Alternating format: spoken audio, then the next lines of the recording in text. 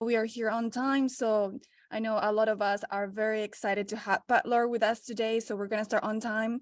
This session is being recorded for anybody that's not able to make it on time or make it today. So my name is Omi Velasco. I'm based in Calgary. I'm the Executive Director of the Venture Capital Association of Alberta. We are a non-for-profit organization, and our objective is to bring the venture community together and also provide opportunities to expand our knowledge in venture capital. I'm also a principal at Graphite Ventures, which is a venture capital fund based in Toronto. And I would like to thank Evan and Ashneil from the University of Alberta VCMPE Student Club. Evan, would you like to say a couple of words to everybody before we pass it on to Pat?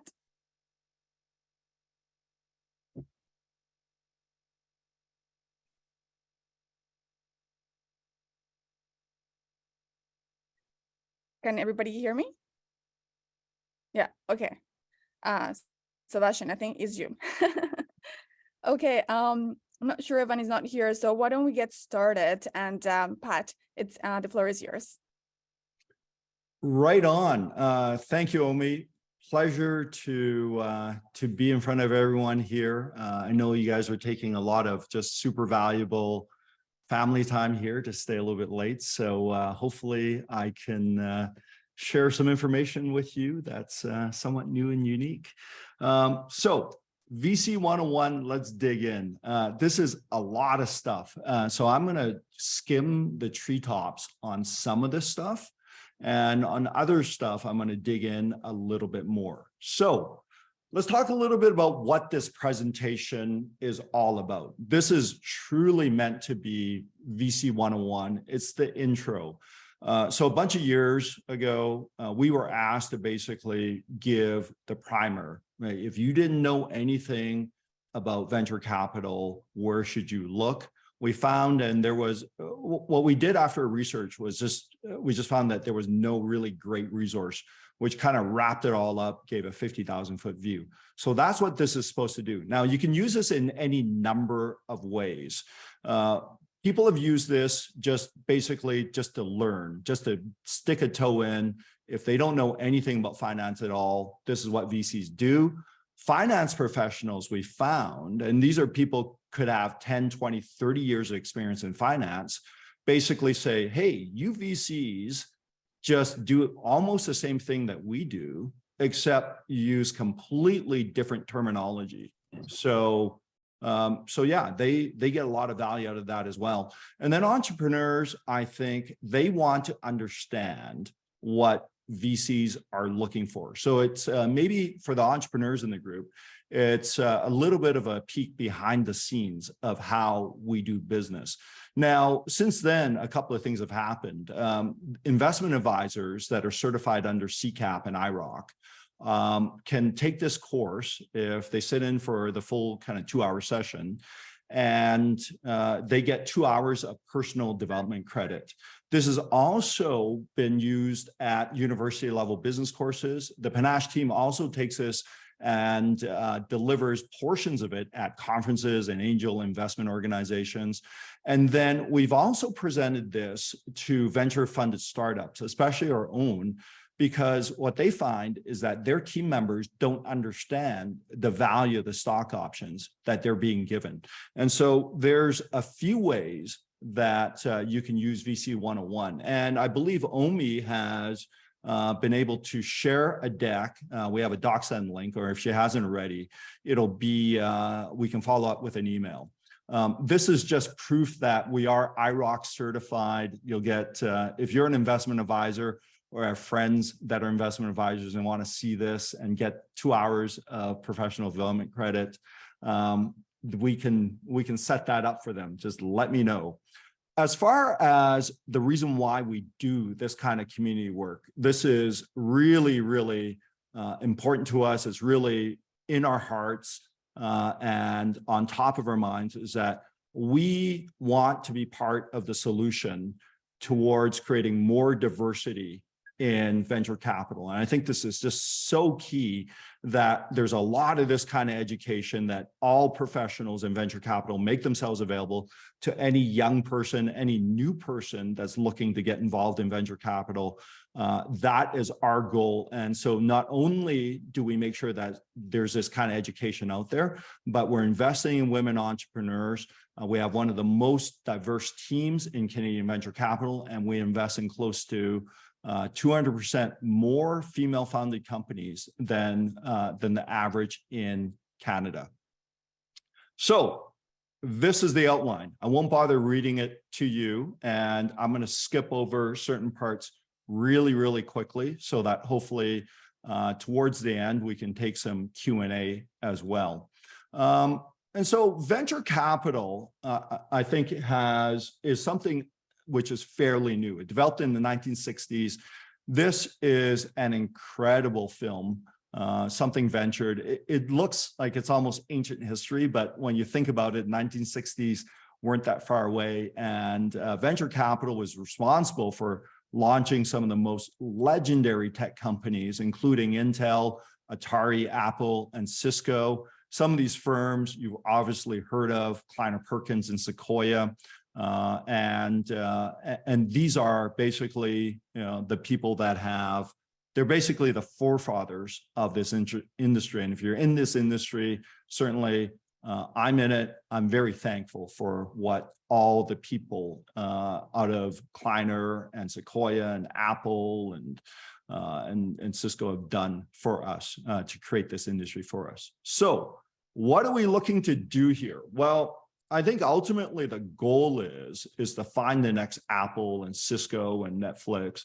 And the way that it happens is it doesn't happen overnight. And so it just starts with making sure that we are putting the right money at the right stage, at the right time into startups.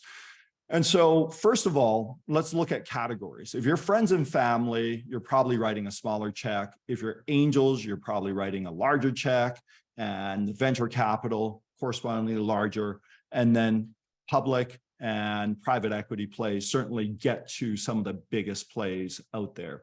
And so you see I've drawn these charts as essentially overlapping because there are huge venture capital funds, and there are angels out there with bigger funds than small venture capital funds. And so you'll see plenty of overlap. I think the most important thing here is that if you're an investor, you would look to basically specify what kind of checks you're writing and at what stage. And so therefore, you end up with a chart like this, which is you start defining what the stages are. And again, this is a very, very generalized outline, and these are kind of loose ranges. And so what you'll see is, let me just back up a slide here. What you'll see is different metrics and different guideposts for what qualifies as pre-seed or seed or Series A, B, C, and beyond, and what qualifies for an IPO. And so I think what we saw during the last couple of years during the pandemic bubble was that you had companies with $10-20 million in revenues going IPO through a SPAC or something like that. And then you have the contrast all the way at the other end. I just saw some paper on SpaceX closing in on $140 billion worth of valuation, and still very, very private. They are not going public anytime soon. And so you have the range of how you slot yourself in here and whether you should take on a financing, whether you should go IPO or not. But I think in general, these are pretty good categories to put yourself into, which is at the ideation stage, you're probably not going to get a check from a professional investor that doesn't know you. At the ideation stage, you're probably getting a check because people know who you are. That's really a character-based investment. You are trustworthy. People like you. People like your track record. They've known you for a bunch of years and they trust you. As you move up the chain here, we start to rely less on how I know you, start to rely more on how you perform. And so What does your business plan look like? What's your traction look like? What's your ability to capture new customers? Do you have any unique insights? And the requirements go further and further up the chain as you go into your more advanced round. So Series A, Series B, Series C. Once you're at Series A, B, C, investors are looking for pretty serious metrics. So they're doing a lot of math at that point. At pre-seed and seed, there's still not a lot of math to be done because you're still super early. So if you map that against the firms that are out there, Panache Ventures is very clearly in the pre-seed and seed realm. And the way the ecosystem works is that it should be in its most, in its best form, super cooperative. And by and large, it is. We have a lot of friends in this industry. We know most, if not all, the investors in venture in Canada. So for instance, we have a large pool of angels that we work with. They look at a deal and they might say, hey, Pat, you should take a look at this. We'll interview that founder. And if that founder is awesome, and if the company is awesome, we'll take a serious look and look at doing due diligence on it. Our check sizes are between $250,000 to $1 million. And typically that probably doesn't fill most of the rounds that we're looking at. And even if it did, we usually don't want to take the entire round because it's just way, way better if there's other smart people at the table helping lend their expertise in, so we're looking to build community on the cap table. We're looking to basically get more advisors, more money, because there's a variety of reasons down the line where you want just better, you want bigger network and smarter people and different expertise types sitting on the investor list. And so once they've moved into the pre-seed or beyond the seed and Series A, we're looking at funds like Inovia, Omer's Ventures, and then Northleaf starts to get involved probably around the Series B and C stage. These are just 6 firms that are out there, but you can imagine how many hundreds, if not thousands of firms and angels are out there in this ecosystem. So a huge part of building this ecosystem and then being a VC or an angel investor here is basically making sure that your Rolodex is filled with all of these firms and all of these investors, but not only filling them up, but knowing what they specialize in as far as sector goes, as far as what size checks they write, what their metrics are, and what stage they qualify at. So this is some quick terminology, and this is just something that I picked up because I find that if you've raised money on Dragon's Den, if you raise money, let's say through the investment banking route, what ends up happening is there's very different terminology. Okay, so one of the terms of art being used to sell, let's say, your standard investment banking issuance is to price it on a price per share basis. So often what we get pitched with is, hey, our last round went for 50 cents per share. This round is going for $1.50 a round. Right.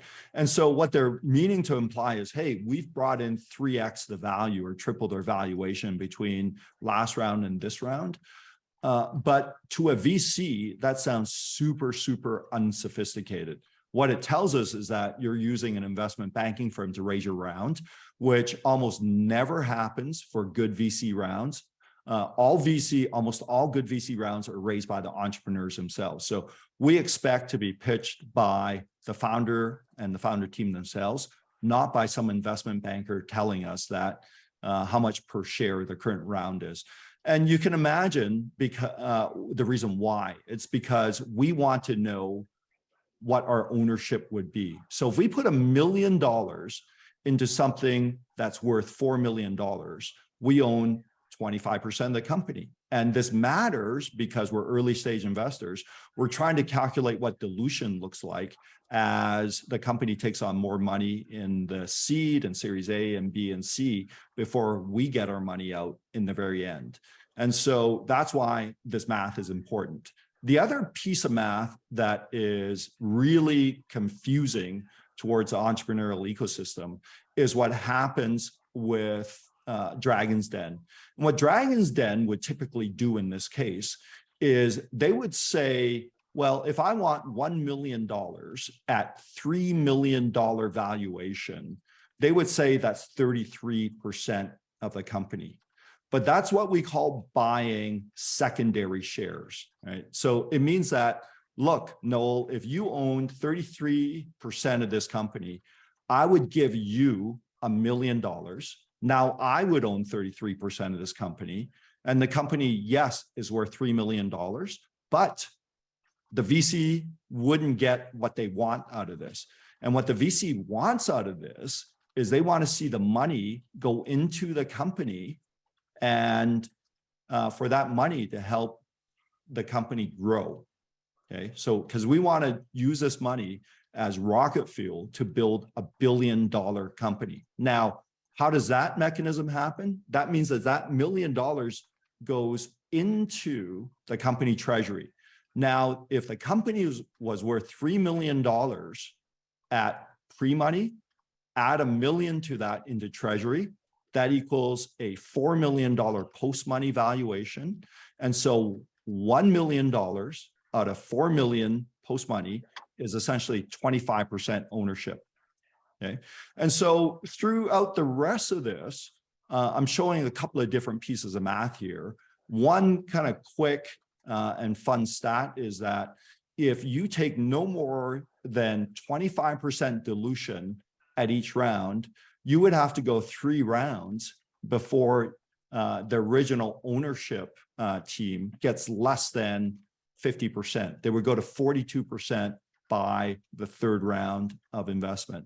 Now, this is hard to do because sometimes you're not fully, you're not performing, or the market's a little bit depressed like it is today and valuations aren't as high, and you still need $1 million or $2 million or $10 million to do what you need to do to execute your business plan. So you might have to take a lower valuation and more dilution.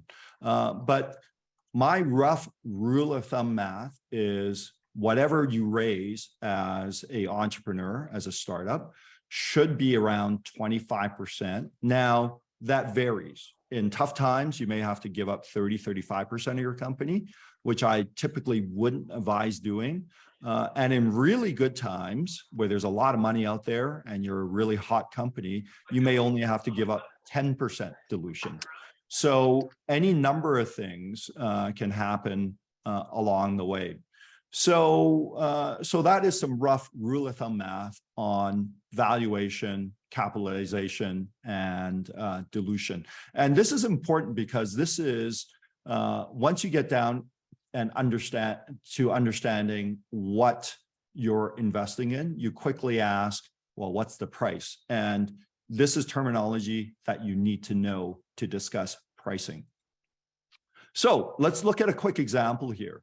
Twilio is a company out of the 500 startups portfolio. And before we started up Panache, I was part of a fund called 500 Startups Canada, where we invested in 36 companies.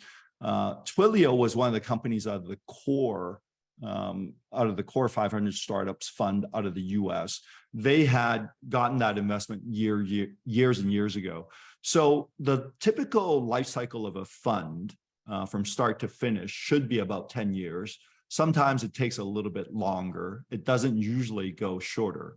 And that initial investment fund period where you're allowed to write brand new checks into new companies is about anywhere between 3 to 4 years. I just put this at 3.5. And then there's another period where you're still allowed to write checks, but you're not allowed to write checks into new companies. You're only allowed to write follow-on checks to your existing portfolio.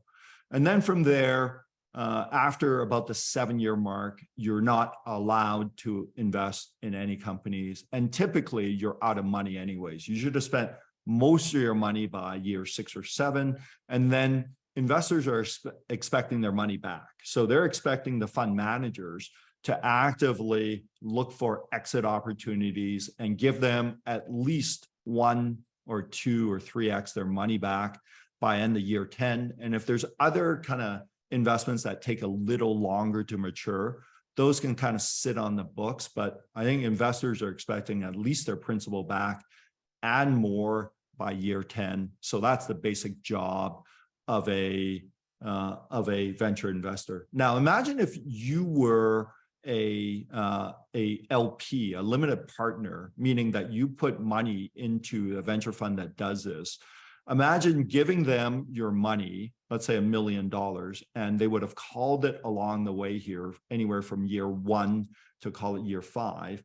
And then you slowly getting 1x your money back by year 10. Essentially, what would have happened is the time value of money would have gone to essentially 0, because you would have given them your money over 5 years. They would have given you, let's say, 1x of your money back by year 10. And that's not very good performance, because you could have put it in a bank account and earned some interest. You could have put it somewhere else.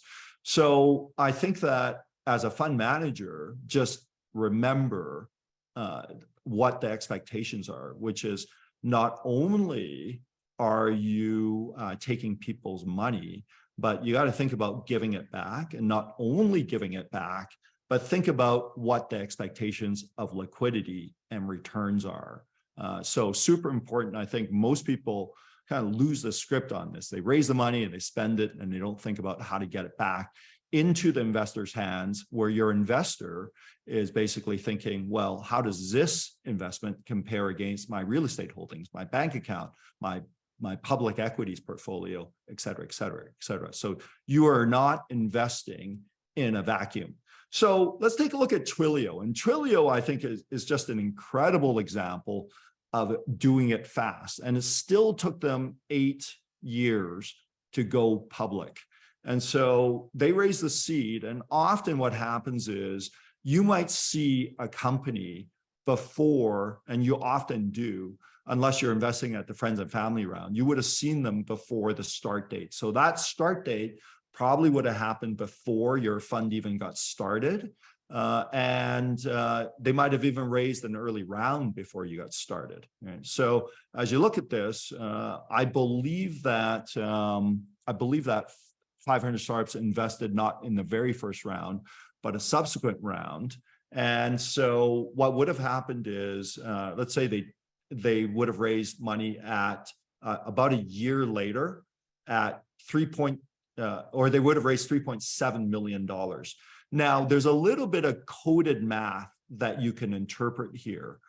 Typically, what ends up happening if you use 25% dilution, which Twilio probably didn't take 20% dilution, but it would have been something, I don't know, in the 15 to 20% mark is my guess.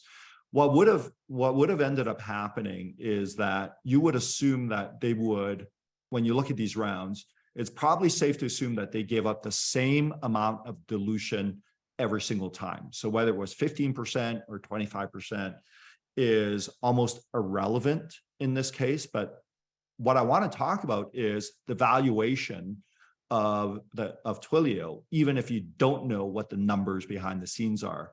You can guess at it by looking at the amount raised.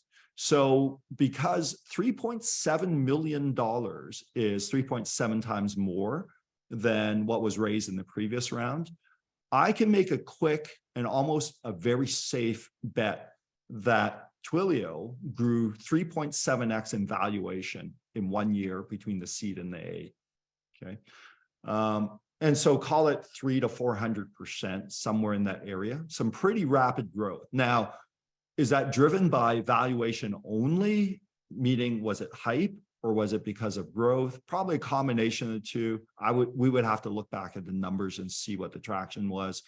But again, it did it a year after the Series A, it raised 12. And again, a notional more than 3x within a year of growth. So basically, this is a triple if you look at year-on-year growth.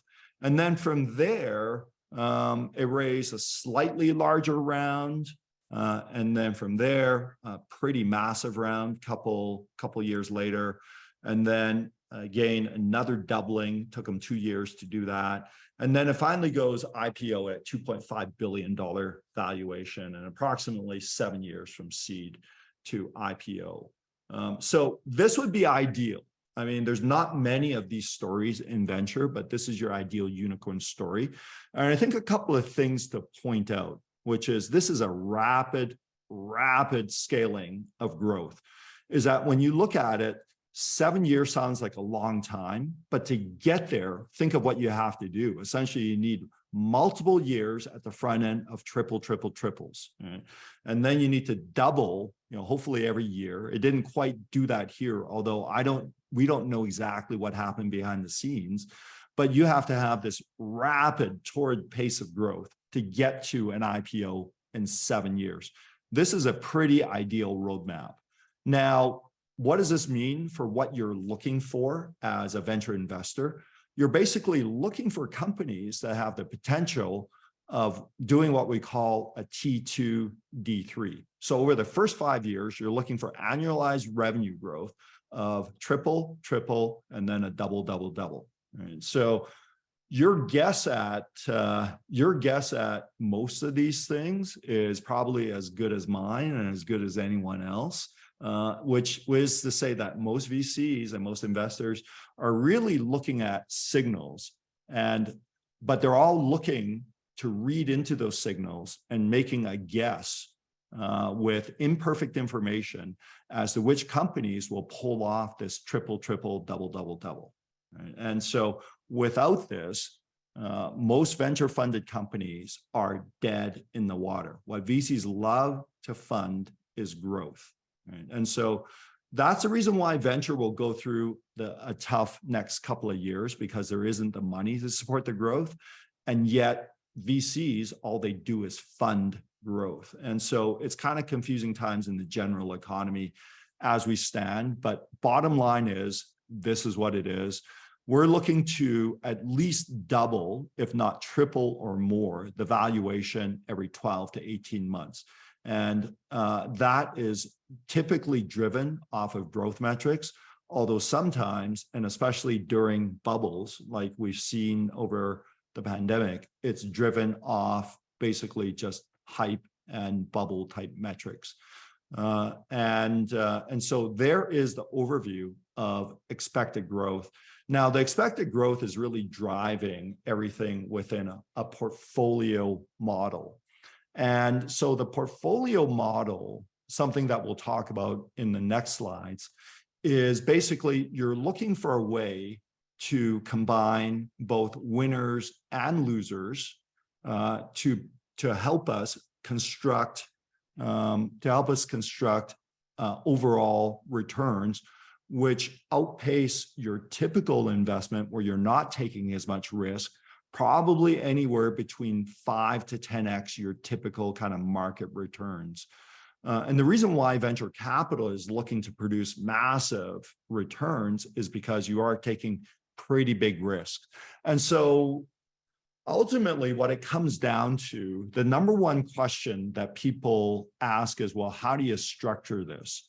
And most structures, especially for early stage VCs, is structured on convertible debt or equity or pseudo convertible debt or equity rounds, kind of like the 500 startups, what they call KISS, or the Y Combinator SAFE, which has come to dominate the venture landscape lately.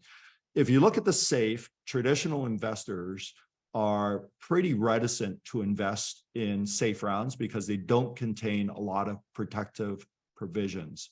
The reason why venture investors are comfortable with safes and not having the downside protective provisions is because they don't actually really care about losses. They care about how much they can win. And so they would rather invest in companies that produce massive wins. And so given most venture investors, if you ask them, do you care that half your portfolio goes to zero? Most would say no. But if you ask them, do you care that your portfolio for the most part, only has the potential to double in valuation, that would be a massive concern. They would want to know that every single investment that they've made has potential to go not just 10x, but maybe 50x, 100x, or 1000x. And so therefore, it gets really, really interesting on the way that you structure your deals. You structure it for upside, not for downside.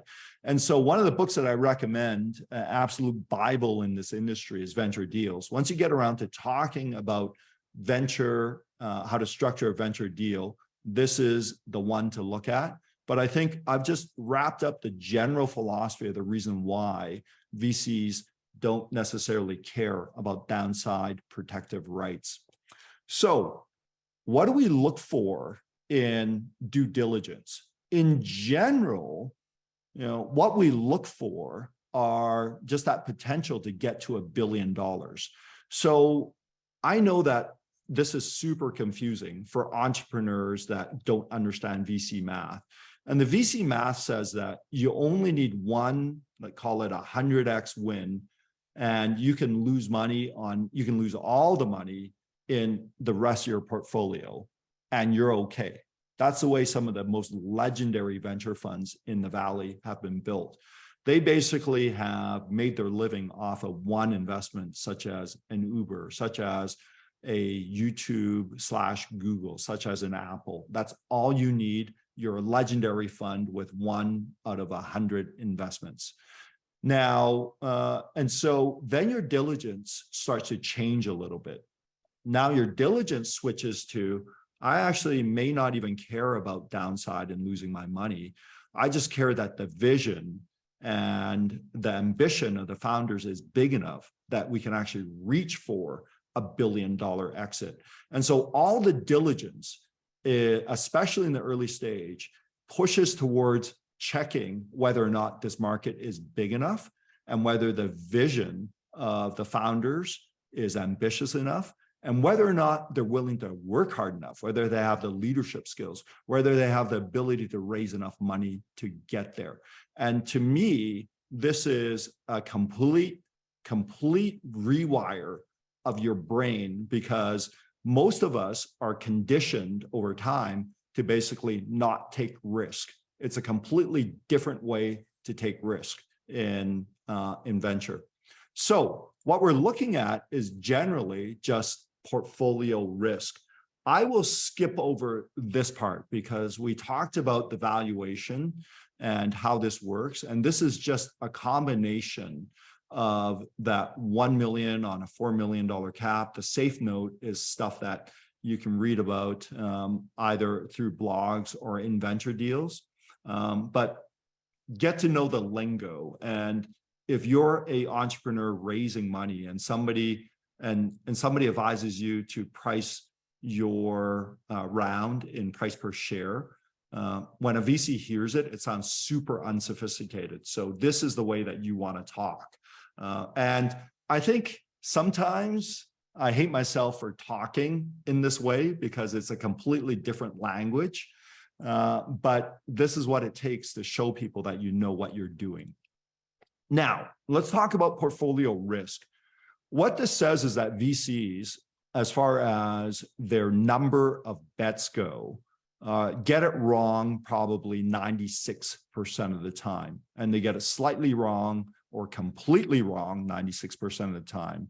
And they get it more than right about 4% of the time. And so if I use that cutoff line as 10x or more, only 4% of VC investments on average return 10x or more. There's going to be firms that do a lot better than this. There's going to be firms that do a lot worse.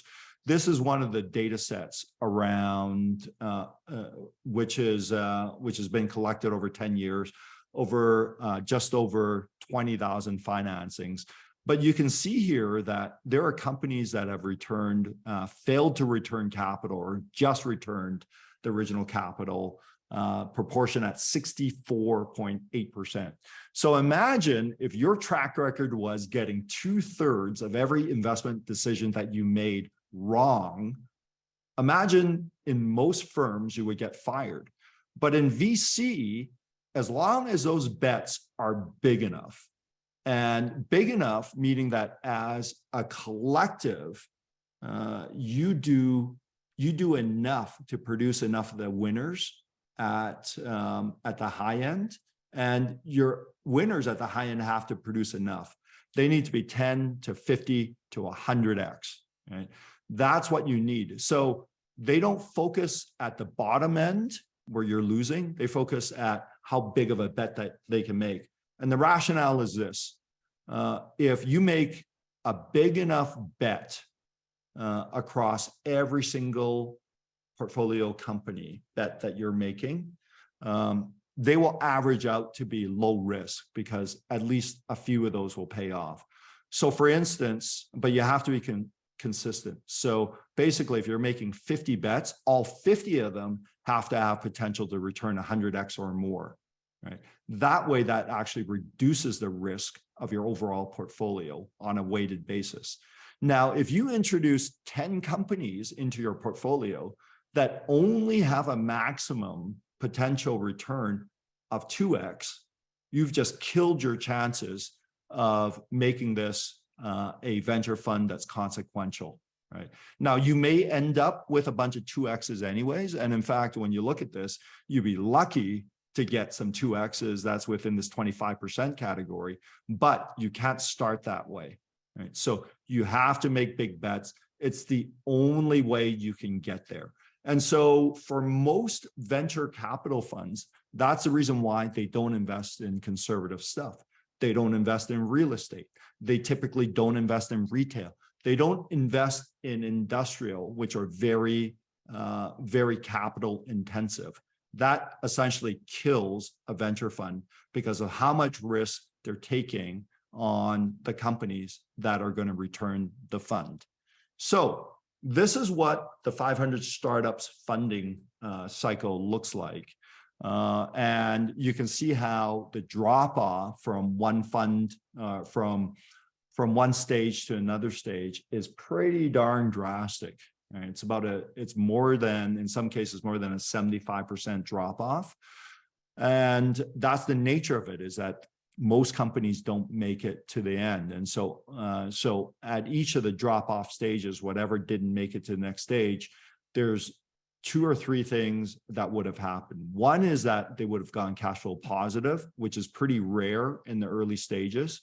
The other one is that they get acquired, which happens a little more often, rare, but a little less rare.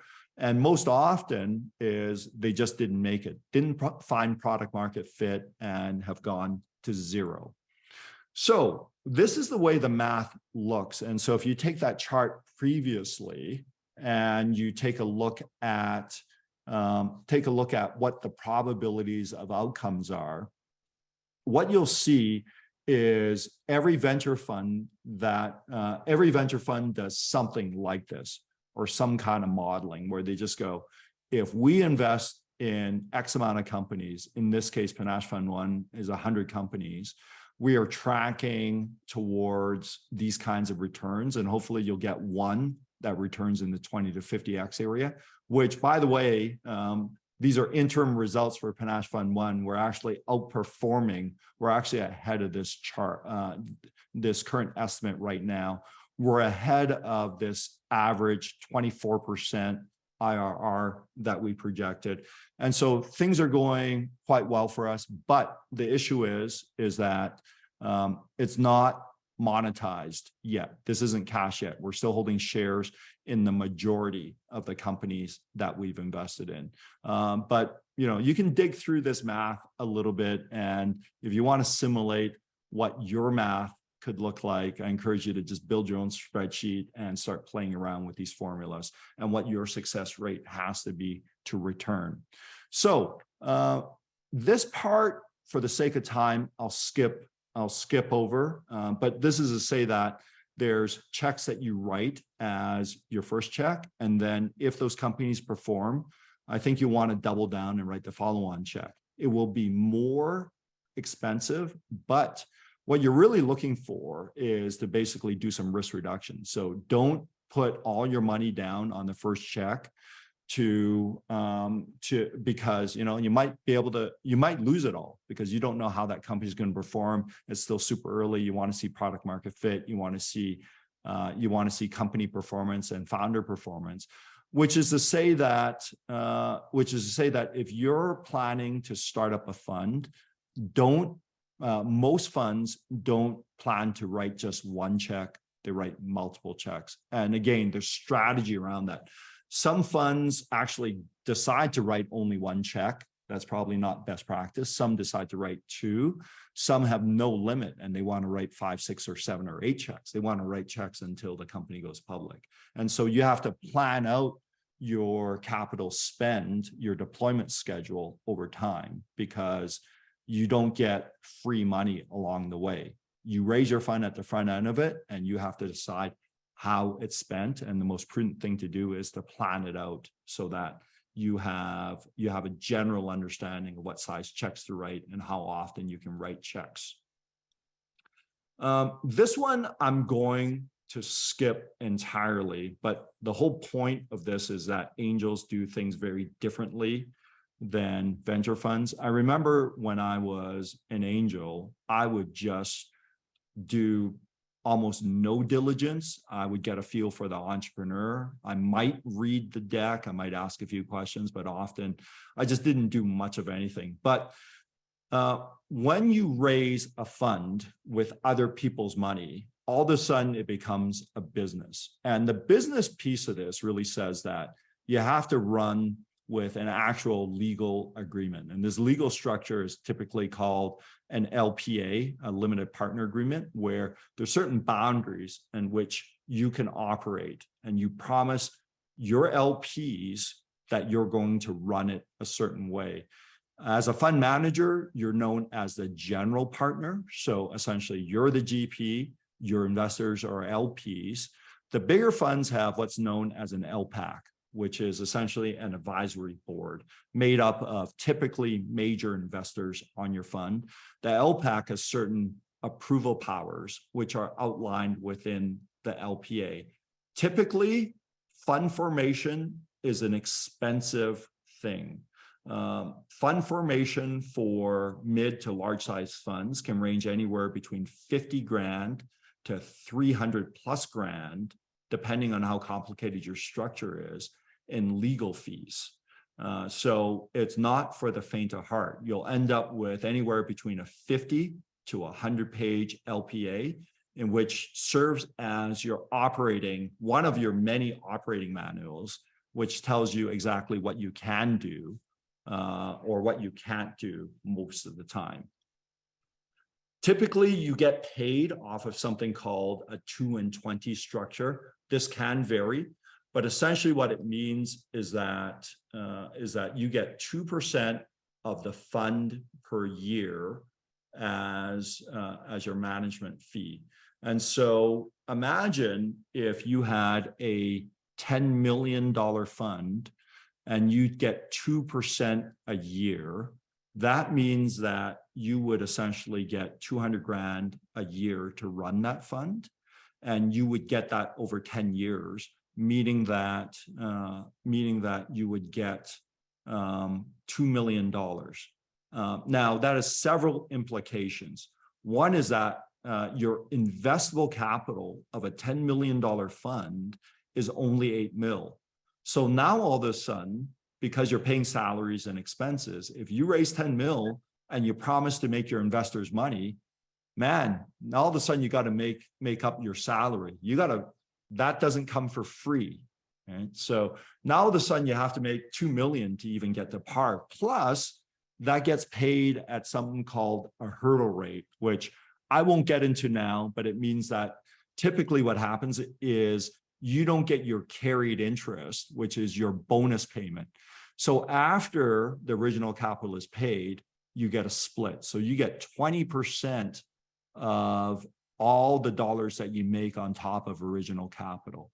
You don't get paid this incentive pay unless you hit the hurdle rate, which means that you have to double the fund before this carried interest rate is paid.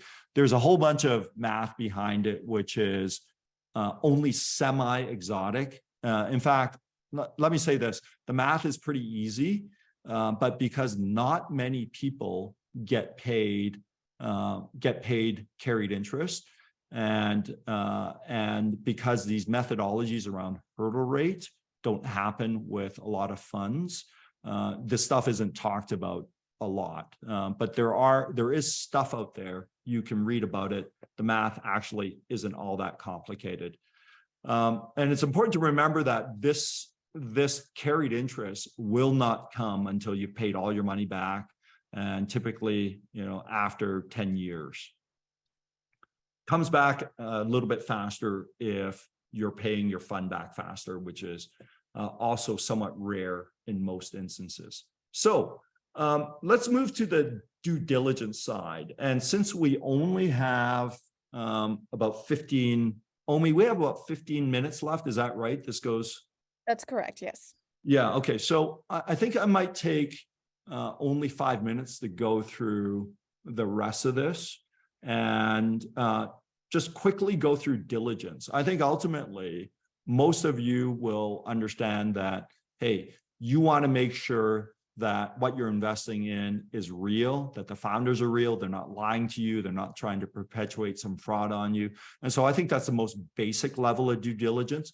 Once you're past that, you want to understand a couple of things. And we divided into these 4 basic categories, of which are detailed here a little bit more. But I'm just going to stick on this slide and just talk about this real quick.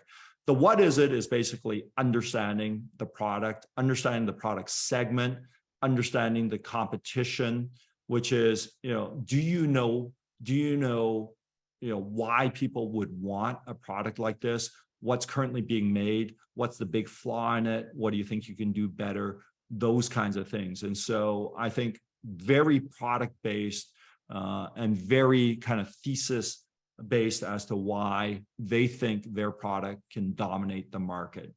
Number 2 is how big can it be? And so this is where you talk about total addressable market, or the TAM, or the serviceable obtainable market, SOM, or the serviceable addressable market, SAM. So what's known as the TOM, SAM, SOM, if you just type in TOM, TAM, SOM, SAM into Google, you're going to get a whole bunch of really great articles on that.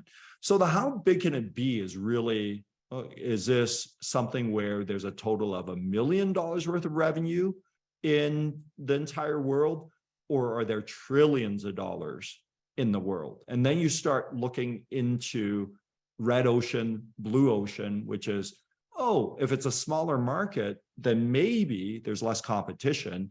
If I'm going for $1 trillion market, you can better believe that there's going to be big players and they're going to be big, tough players. So you're competing in red ocean, which is the waters have been bloodied by all the shark attacks, and man, you better not get eaten by a shark. So you better know how to navigate those waters. The blue ocean, you could drown in the blue ocean because there's nothing around you. There's no competitors, but there's also not a lot of customers. And so I think the big balance there, how big can it be, is your assessment of the potential of the what is it to move into something big and make a lot of money. But I think what we concentrate on the most is their founder magic, because especially at the pre-seed and seed stage, you really are betting that the founder can do something absolutely incredible with this business. And it's almost unknowable. Sometimes you're looking at founder track record, but you're always taking a look back in that you're guessing at what their future potential could be, or you're basically saying, hey, he did it 2 times before. What are the chances they're going to do it again? It's not a sure bet. And so these are very, very tough. These are very, very tough metrics to look at. And there really is no metric when you look at founder magic. I think there are some general rules that you want to look at, but it's really, really hard, and everybody reads different signals and everybody gets these signals in a very different way. And then finally, what are the deal terms? The reason why we put this number 4, and it's a lot of the math that we talked about previously, is that we believe that to do it right, you would want to buy, there needs to be a desire to buy that company before you start negotiating on price. And so there's a couple of ways to think about this, which is if we are only going to talk about price in most cases, if we want to buy, right? So the very first question that you shouldn't ask as an investor is, how much is it going to cost? You wouldn't do that in any other circumstance, because we're not buying on price, we're buying on potential to get there. So determine that before you start asking about price. I think that's generally best practice. All you want to do is make sure you're in the right neighborhood. So just make sure that, listen, if I'm writing $1 million check, you're not talking to a company that needs, let's say, $1 billion in their next round, right? If you want to own a certain percentage of that company. So that is due diligence in a nutshell. You can dig into the rest of the slides, and I'm sure each of you will develop your own formulas. But I think, especially at pre-seed and seed, it's mostly founder-based. So go heavy on founders, a little lighter on business plan and metrics. And then towards the series A, B, C, D, you're going to go heavy on the math, go a little bit lighter on the other metrics, right? And so the rest of this, I can just skip for now. It makes for some interesting, maybe nighttime reading, maybe. So why don't I just stop there and look at seeing if we can answer a few questions. Feel free to unmute yourself if you have a question, please. Yep. Mind if I ask a quick question? Let's go ahead. Thanks, Pat. Thanks so much, first and foremost, for putting this all together. I think this is an incredibly valuable series. It's been much needed by us that are interested and intrigued in VC for a while now. My question is this: is on the VC side, whether it's Panache or whether it's seed or moving into sort of larger growth stage investment firms, are you finding, particularly in this environment, that total value to paid in capital is becoming a more important metric to your LPs? What I would say is think about investment in kind of two ways, right? Which is liquidity and risk. And those things are two things that are tied close together. So I would say in a very low interest environment like we were experiencing for the past few years, and in environments where a lot of money is being made, basically low interest, but basically high returns or high inflation. That was the situation we got into. In those environments, you actually hate cash. Remember how the dialogue a year or two ago was, you're stupid if you have cash.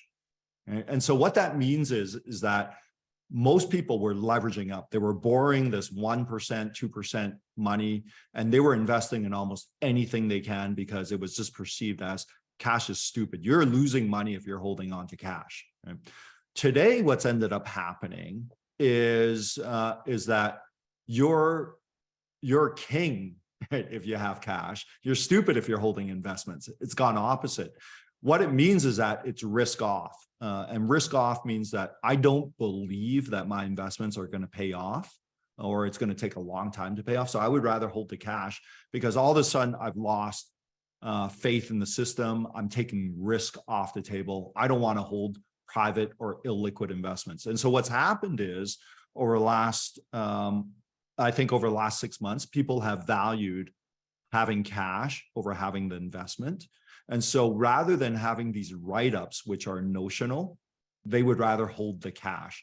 And so imagine a situation, and you see these extreme situations where, would you rather hold a 3x investment for the next 2 years, or would you rather take money off the table, call it at 75% of book value and take the cash, A lot of people are taking option 2, whereas they would have never done that 2 years ago. And this is all macro, and it's all mindset. Thank you. A bit of a less technical question, Patrick, but just as a, like, you know, as like a fresh student out of school, someone who's always been super interested in startups and VC as a whole, I guess, like, you know, what advice would you have for someone who's pretty young, coming out of school, is passionate about these kinds of subjects, is interested in breaking into VC at some point?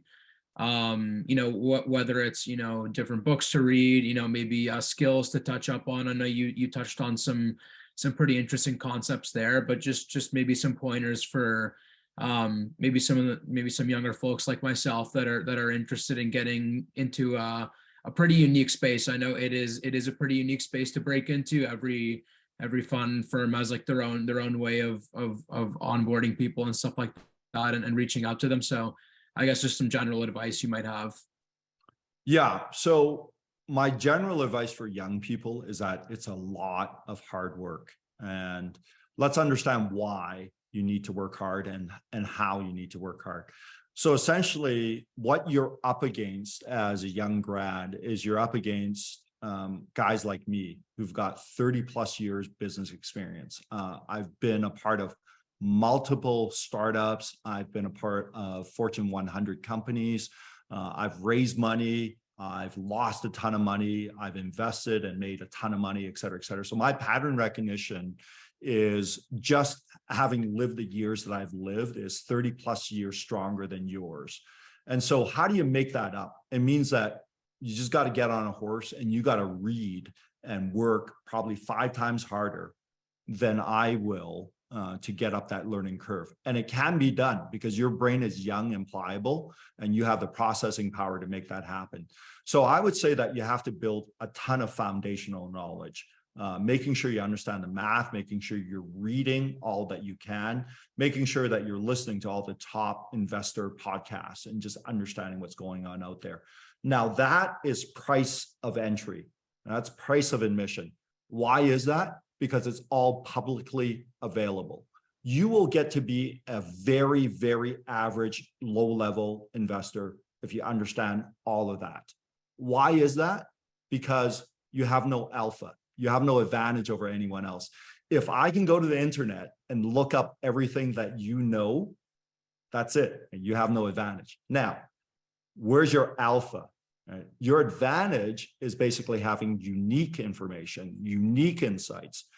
And this is where it gets really, really tough. I think that there are secrets out there. There are methodologies out there, not just secrets, but methodologies that are almost impossible to learn unless you see a lot of different companies. That means that you have to develop pattern recognition. But that is to say that, why is that important? Because special knowledge yields you a special advantage in this field. We are basically trying to make decisions with an imperfect information set. If I have more of that imperfect information set than you do, then I will make better decisions, hopefully. Right? So I think that's one way of thinking about it. I think the other way of thinking about it is, look, you just have to have enough pattern recognition to pick that 1 in a million business that's going to go to $1 billion. And if you do it with the same data everybody else does it with, you probably won't succeed. Right? So those are a couple of things that I would think about.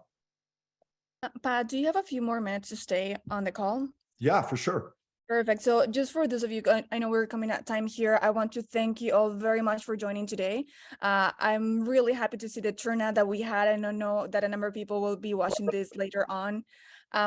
So we will have another 2 sessions. So that was actually a great way for Pat to end the session today. We're going to have Arden, who's on the call today, Arden from Yaletown Accelerate Fund, who's going to be talking about tech due diligence. So it's going to be next Thursday at the same time. And then the following Thursday, we're going to be talking about how to structure a venture deal by Craig Leonard from Graphite Ventures.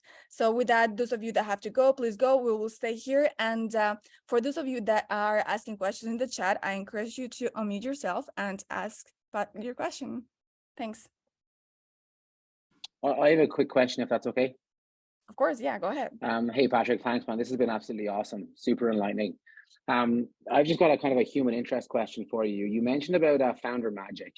And I'd just like to know, from your experience being an investor for such a long time, could you give me an example of a time when founders had magic and how you saw that manifest? Yeah, I would say founders, the number one word that comes up for founders that make it there is resilience. And I think the reason why, as you can imagine why, is that to be, let's say, the 1 in a million, 1 in 100,000 founder, which you probably have to be to make it to the promised land, there's a lot of rejections along the way. And it starts almost from day one. When you write up your business plan and you present it to investors, you have people sneer at you, laugh in your face, and you have to be able to take that rejection or take that signal for what it is. And the signal is you didn't communicate. If your idea was great and you didn't communicate it the right way, then you just figure out how to communicate it the right way so that it works. I think people and entrepreneurs that are not resilient take that as, oh, they didn't like my plan. My plan's a failure. Therefore, I'm a failure. So these are very achievement oriented, very fixed mindset people. And so therefore their achievements, they embody their achievements, and therefore they will almost always lose no matter how talented they are. And so therefore, I think it's just really, really hard to categorize and say exactly what that profile is. But it's very clear to say that if you're very, very talented with a fixed mindset, you won't take rejection well. And at some point, if you compete at a high enough level, you will be rejected. And if that destroys you, you will just give up and go home. But if you're just mildly talented or just talented enough, but you have a massively resilient mindset, you're able to learn just about anything and you will power through. And therefore your business plan matters less than what's in your mind in those cases. And so I think that's one example, and that starts to extrapolate into things like coachability. And what coachability is all about is you might have customers tell you that your product sucks. What are you going to take from that?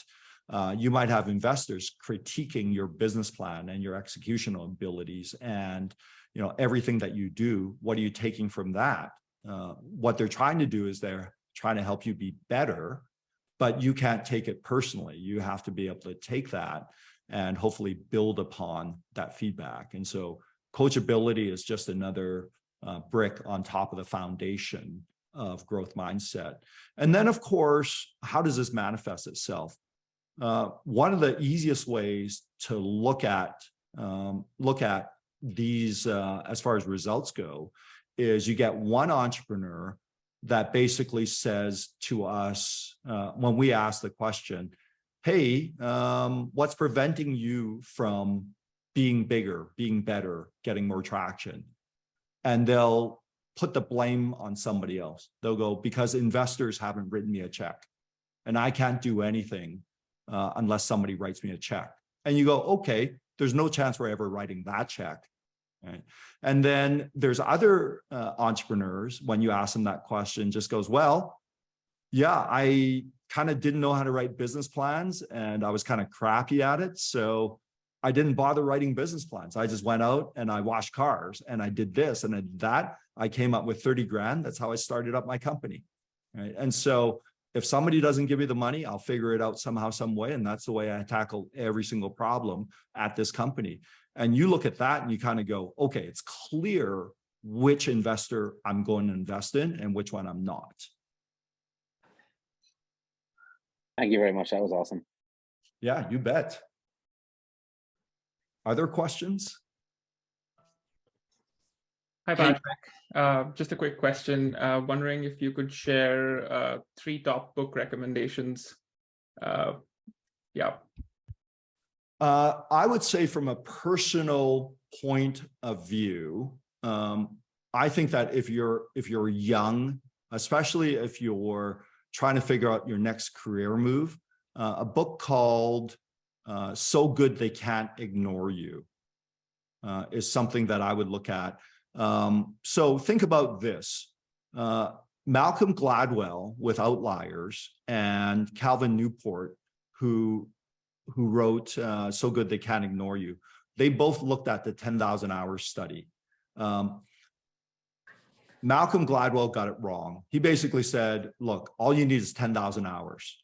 Right? That was a very basic elementary interpretation of that study.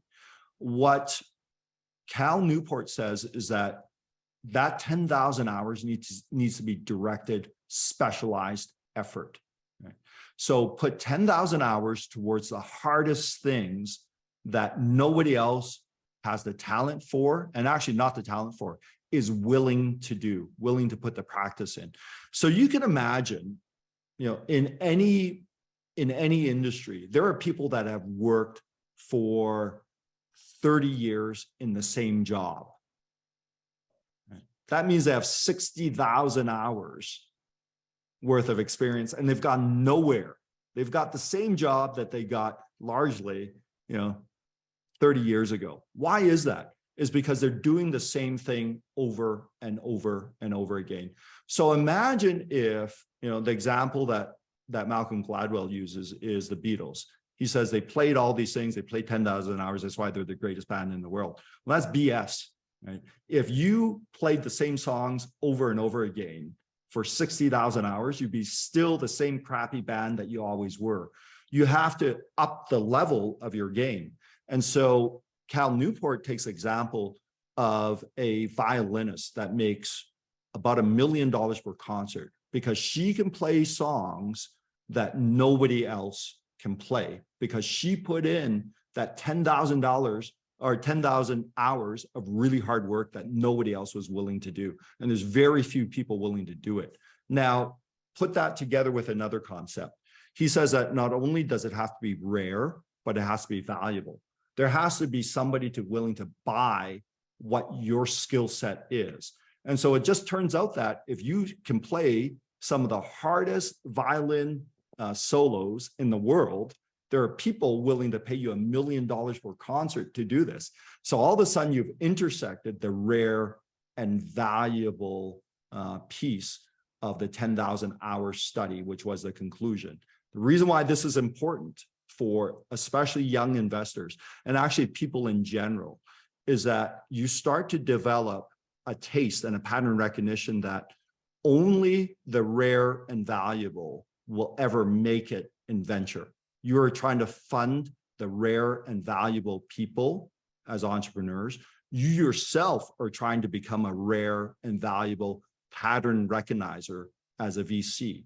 This is baseline philosophy. So if any of you have Gladwell in your libraries, take them out after this call and burn it, right? And forget that you ever read it. Right? It is just wrong. It is so wrong. I can't even tell you how wrong it is. Pick up Newport. That's the insight out of that book.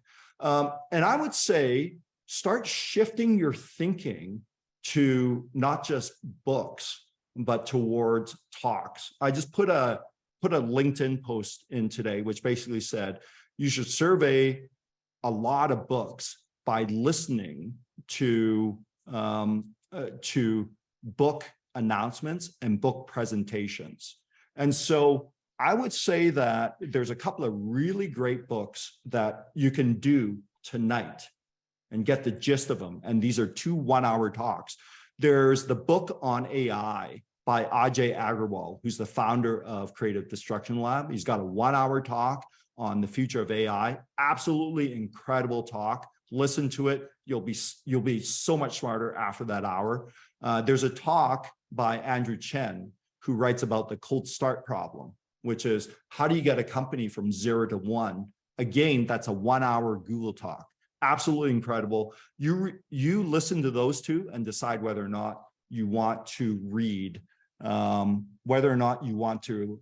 those books in depth. And then finally, I would listen to a podcast by Andrew Huberman. Andrew Huberman has this, basically runs a human performance lab in I think it's UCLA. But the Huberman lab essentially says, what are the things that you need to do to get your brain and your body to maximum performance. And it's just, you're just going to be, if you're doing this right, you're going to be working so hard, and your brain's just going to occupy so much space, and it's going to consume so many calories, because your brain's going to have to crank overtime. You're going to do a lot of thinking. How do you get the chemicals in your brain right? And so Humorous podcasts are usually 2.5 hours.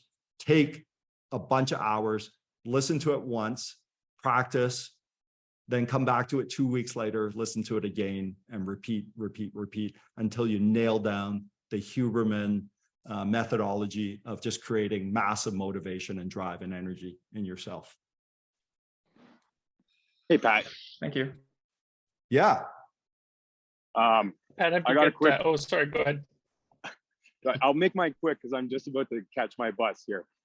Calgary born and raised guy, love the city, feel the energy. I know that there's tons of potential here. Can you just comment in a couple words? How would you describe the venture, the future of venture in Calgary? Thank you, Pat. Appreciate it. Yeah, I would say that venture in Calgary is still emerging. So, and there's advantages and disadvantages. Toronto is no doubt the biggest venture scene in Canada. The disadvantage of that is that, look, it's a big city. There's a lot of people. You kind of don't know how to identify people. And even if you do identify them, they might be tough to get a hold of.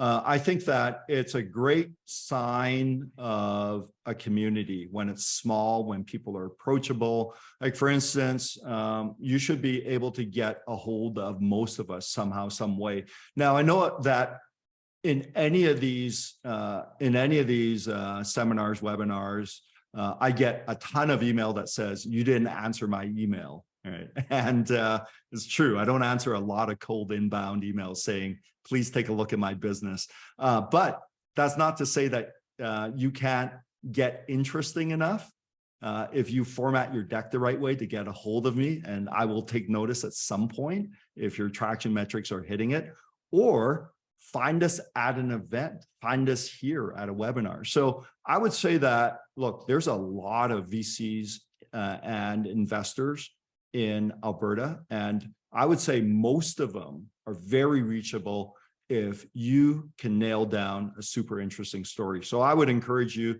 to, once you nail down that super interesting story, test it on all the Alberta investors, and then take that roadshow to Toronto and take it to San Francisco and New York. I think Michael was next, right? Yeah, thanks, Patrick. I appreciate that. Just had a quick question about your philosophy as far as how involved you are as a VC investor going forward in the management and the strategy of your investors. I know there's different schools of thought on it. Does Panache have like a philosophy we stick to, we just invest and let them run the show? Or do you like to be more involved more regularly?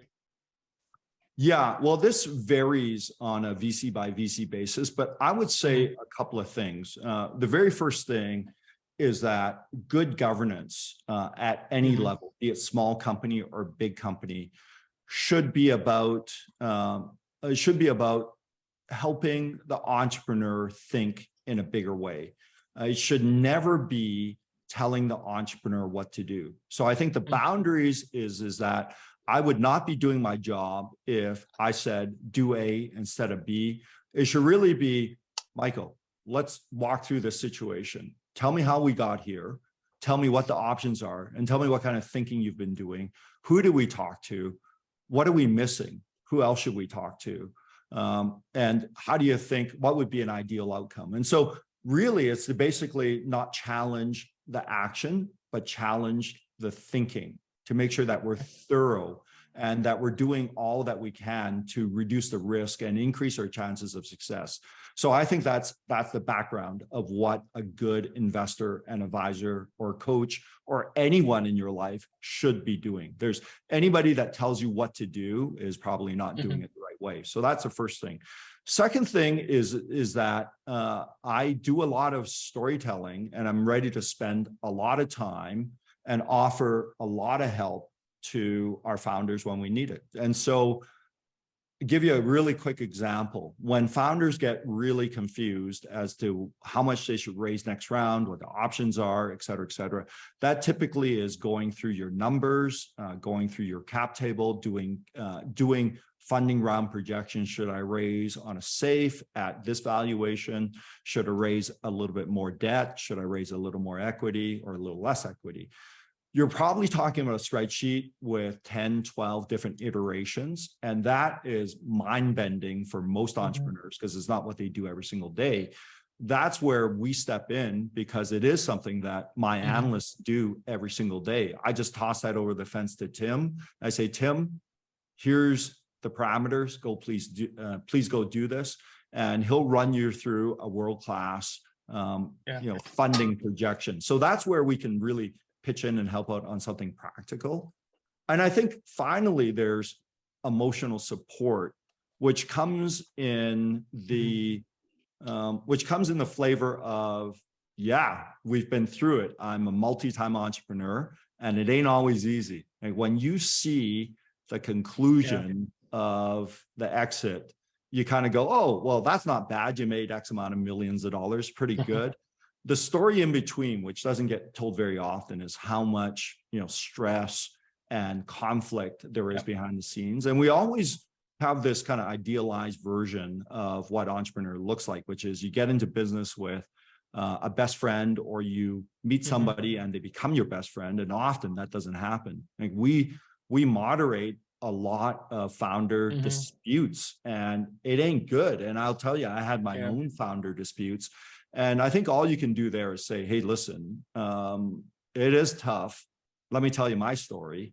And let's see how we can help. Can we bring a coach in? Can I help you moderate a discussion? I would really advise you coming to the table and just seeing if we can build trust and build this relationship up to a point where you guys are optimal. And so I think those are the kind of key things around here, which is understand what advice is and what the parameters are, understand that there's some very practical things that you need help on. And finally, probably the biggest thing is that emotional support. Makes sense. Yeah. As far as the founders go, is there any, as far as due diligence, I mean, how do you tell between somebody who has the founder magic? This is sort of what I was getting to as well, of the operational bit is, between somebody who has the magic for real and somebody who's really good at putting on a show. Yeah, that's really tough. I think the only way to control for that is to take a lot of time. And so I think that in a very kind of basic way, it's way better if we have track record, meaning that we've seen the history. It's even better if we know the history. So if we've known this entrepreneur and followed them from their first venture to this venture. And so if we're meeting them cold, it's obviously better if we've known them for 6 months versus 2 weeks. And then referencing in the community, both up and down. So typically don't just reference investors, but reference employees. What's the culture like? What's their leadership skills like? What do they do under fire? Ask on the reference what they do when they're under pressure. Ask the founders how they manage conflict. Because often I think that we work in this theoretical, hey, what would you do if you had $1 billion kind of question? Whereas you're probably getting much more insight is, what's the biggest blowout that you had with one of your co-founders? What was the issue? How did you solve it? If we called that person up today, what do you think they would say about the situation? Right. Yeah, makes sense. That's the culture is such a good one. I think that's a great point. That's so hard to fake. So thanks so much for your time. I appreciate it. Absolutely, Michael. I think we have, do we have Masood? Yeah. Patrick, thank you so much for all the hard work and the effort. It's clear that you're taking the extra mile to teach the industry as well as the founders like myself. Question I had from you is about how can founders of companies like startups like ourselves or other people on this call get that one-on-one relation with VCs who are extremely busy as well, not necessarily to get money from them, but basically to get some advice from them into how to grow the company and whatnot at different stages? Yeah, good question. Masood, maybe I can get you to pretend that you have, let's say, a minute to introduce yourself and introduce your company in a company pitch. Pretend everybody here is an investor and can write you a check. Are you ready? Yes, sir. All right, let's go. Awesome. My name is Masood Kalantari. We are the Rubik Technologies in Calgary, Alberta. We are developing the first box picking and case picking robot in the world with very unique value proposition of the robotic system.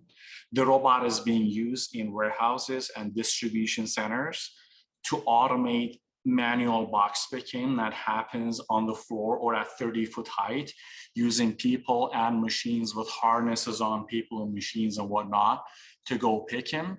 We automate that piece of the technology, and the robotic system offers a tremendous value proposition in terms of space saving and labor reduction to customers. Yeah. I don't know how to, oh, can we do this under Q&A? I wonder. Can we ask, I wonder if there's a way to do a survey in here, Omi. Is there? Actually, let's just keep it simple. Why doesn't everyone just put a thumbs up or thumbs down on whether or not you would take a meeting with Masood right now?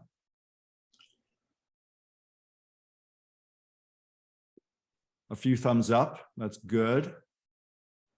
Mostly thumbs up, I like it. Any thumbs down? I see.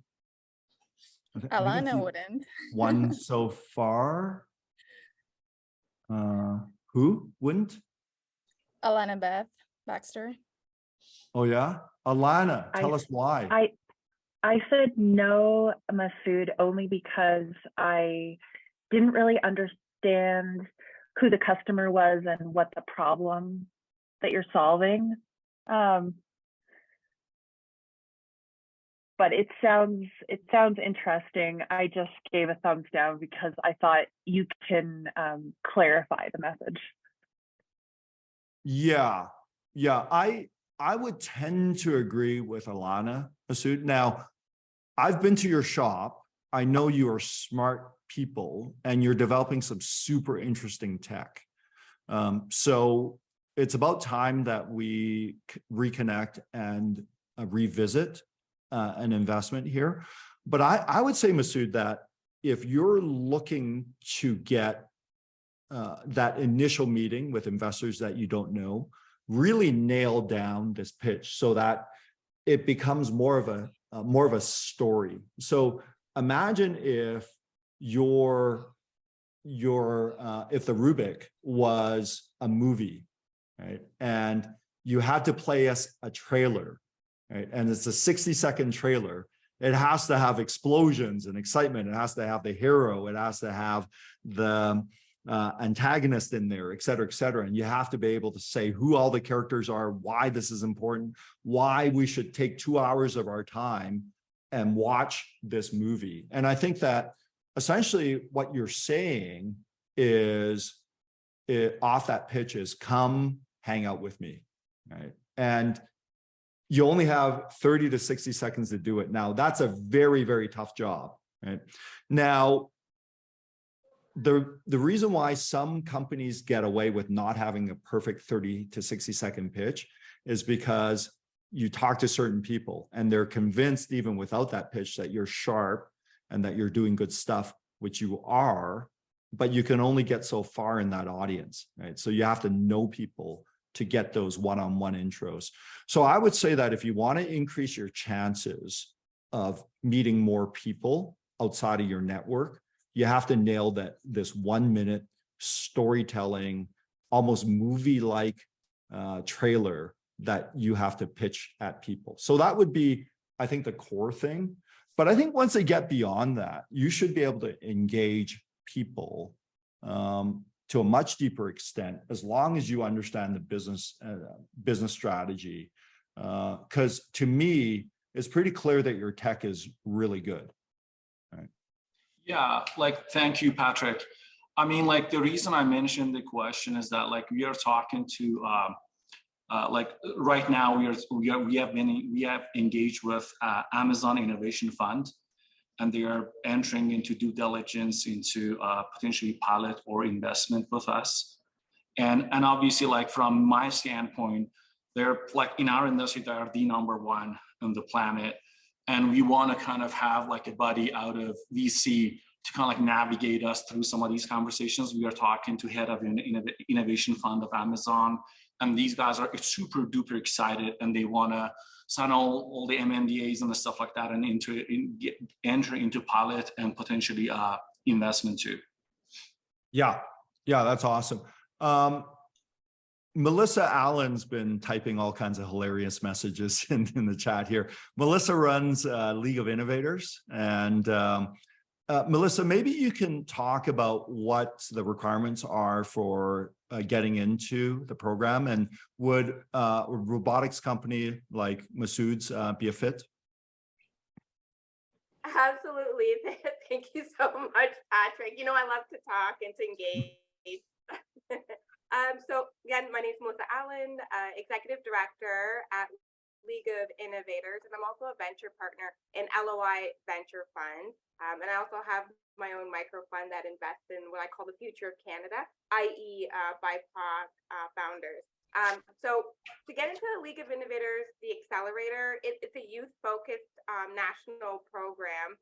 And we're actually opening applications for Boost, our advanced program, and Labs, our 12-week boot camp. Requirements are youth founder under 30 or thereabouts. So if you're a little bit older, that's okay. And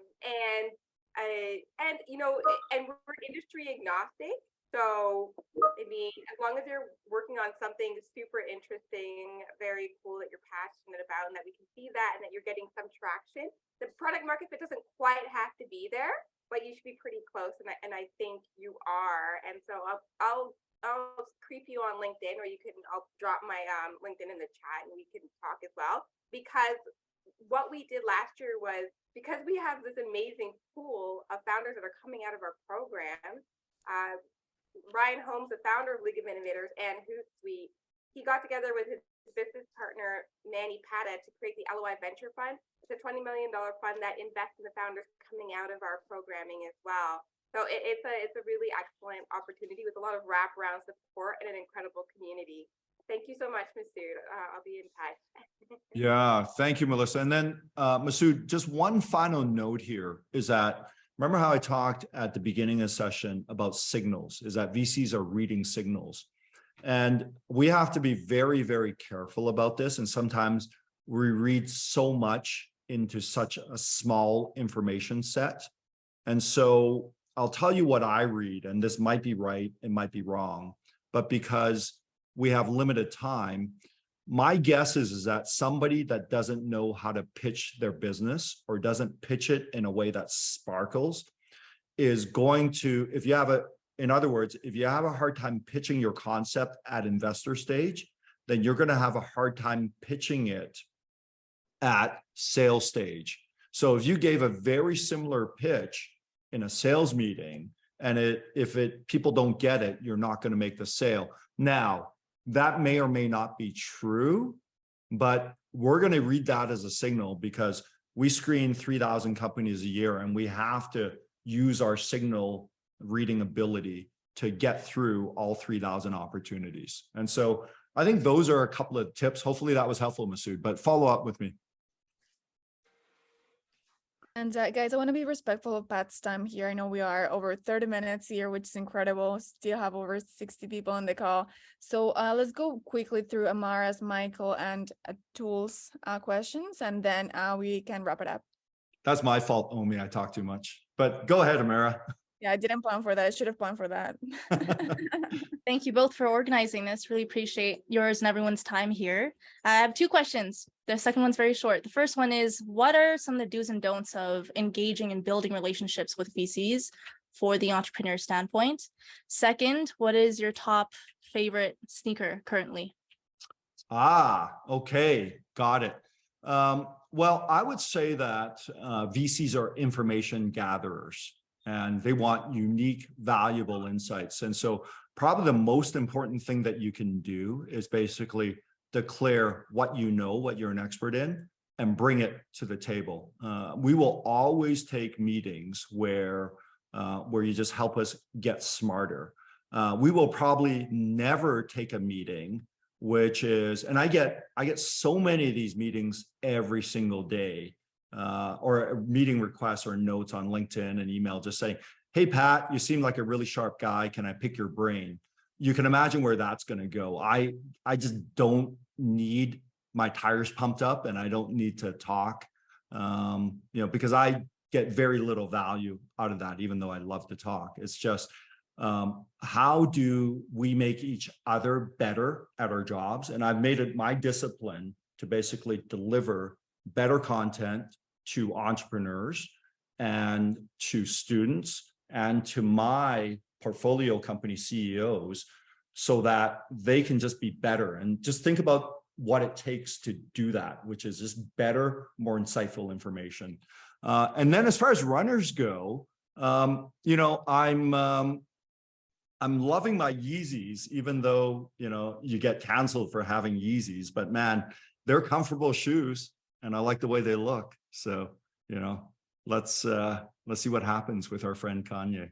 So anyways, Okay, thank you. yeah. Michael? Is it Michael next?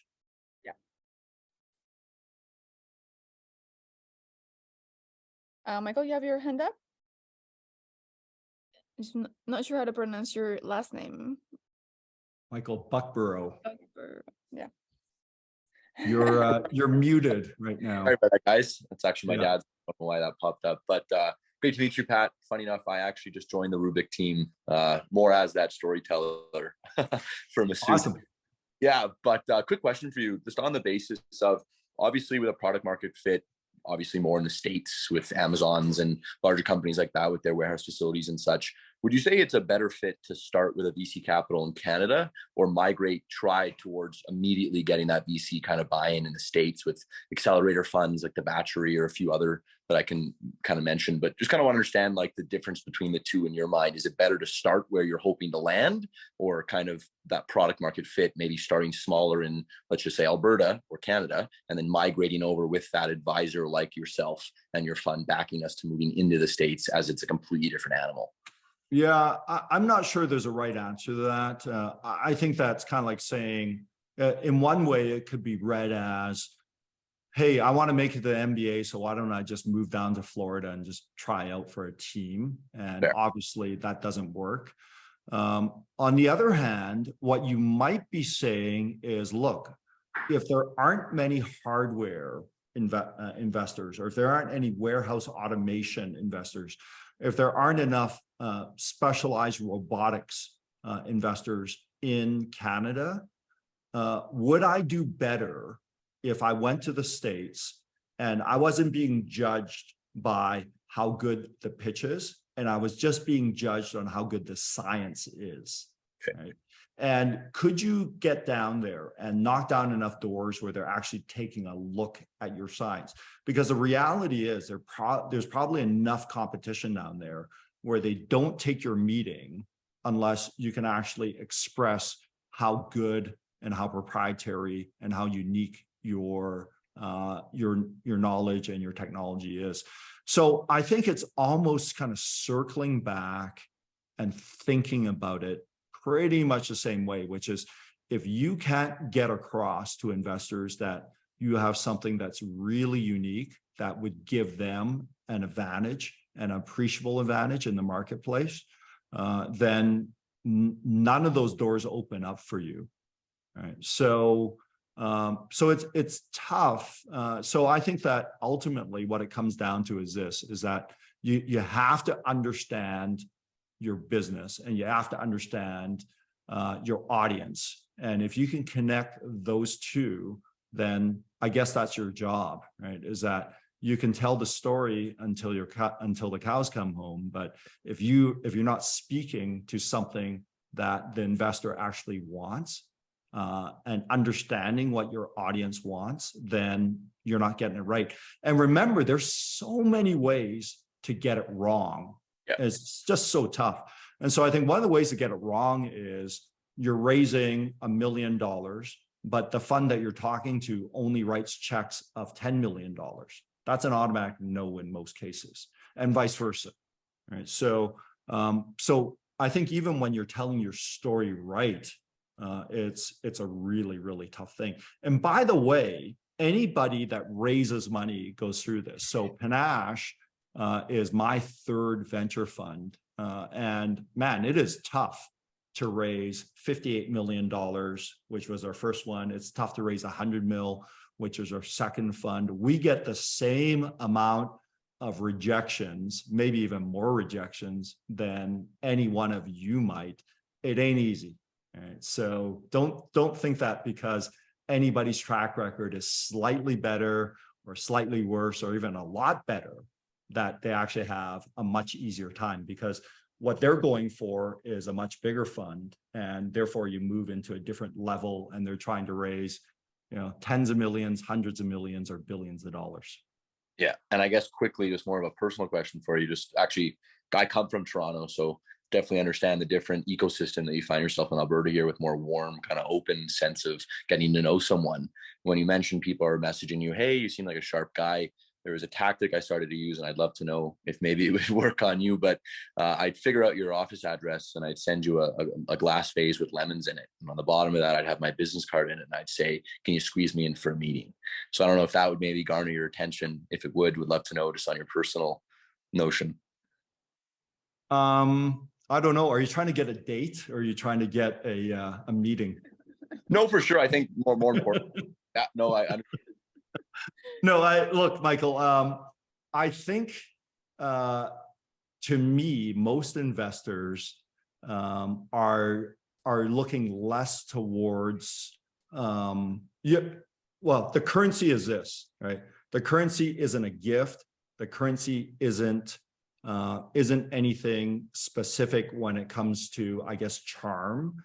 I think it's a little more about, show me that you have something that helps me do my job better. And whatever that is, then you might get the meeting. So in that case in particular, if on my mind, I was just thinking, man, I wish I knew a guy that just knows how to get people's attention, right? Then you would get that meeting. But otherwise, I would say, yeah, there's probably not a lot. So I would just think about ways to just add to the conversation and help people level up. Awesome. Thank you.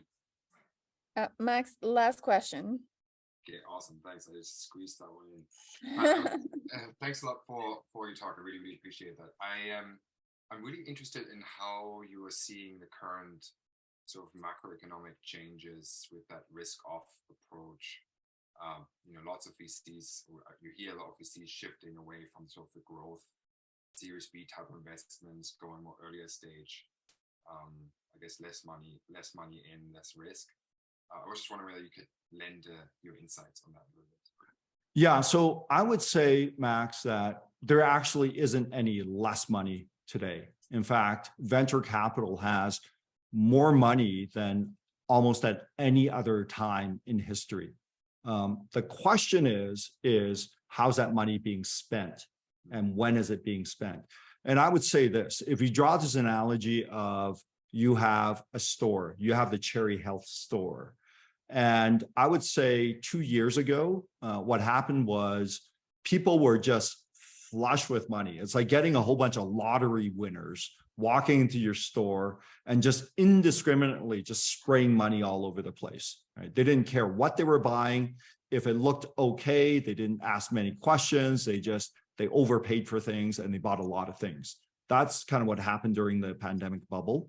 And then you contrast that with a depression, which is nobody has money. And so you get all these poor people that walk into your store, and they're asking questions and they're looking at things, but they have no money. Even if they liked it, they can't spend. And so the response there is, well, we like it, and man, we'd like to invest, but we don't have the money, right?